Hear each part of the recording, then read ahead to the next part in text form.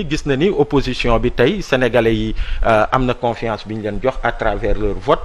bu ñu leen boolee ñoom ñëpp ñoom ñoo ko ëpp ils sont majoritaires au niveau de l'Assemblée nationale ban jéego lay teg vis-à-vis de cette opposition là mu xam ni pour gouverner il faudra compter avec l'opposition, il faudra les respecter, il faudra négocier avec eux et que l'idée de résoudre l'opposition à sa plus simple expression voilà. est un échec et que finalement je pense que l'opposition a fait mais si opposition bi Aliou opposition sénégalaise bi yaa ngi wax sànq dañoo ñëw indi benn yeesal seen wàllu discours pratiquement leader Pastef Ousmane Sonko am na benn adhésion bu bëri par rapport ak mbooloo mi ci moom yow noo ko jàngatee cette percée de l'opposition sénégalaise. Premièrement ku mel ni Ousmane Sonko Macky Sall moo doon conseiller en communication moom moo doon parce que en force de persécuter un opposant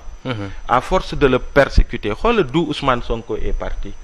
C'est un jeune cadre qui est dans l'administration bi commencé di dénoncer yenn mbir yi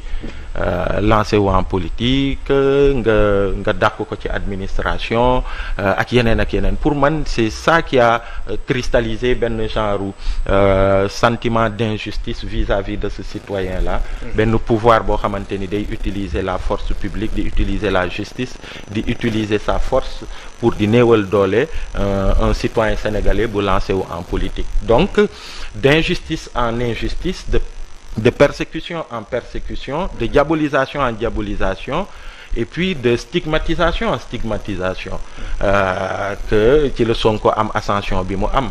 Ça veut pas dire que c'est que ça, mais loolu bokk na ci li nga xamante ni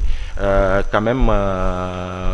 ça a en fait Macky moom moo construire la bête politique qui aujourd'hui constitue son principal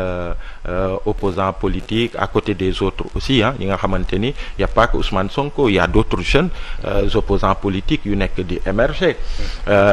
qui n'ont pas forcément les mêmes fortunes, quelqu'un comme ay ñoom Thierno Bocoum, quelqu'un comme ay ñoom Déthié Fall qui est sorti un peu du tutorat de Idrissa Seck pour s'affirmer en tant que leader politique aujourd'hui. Abdourahmane Diouf qui est aussi une bonne nouvelle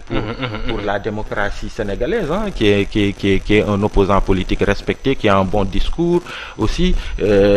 ak ñeneen ñoom juge Dème, il y a beaucoup de politiques et de jeunes yi nga xamante ni ils sont arrivés et discours bi muy wax yéen gis ngeen ci seen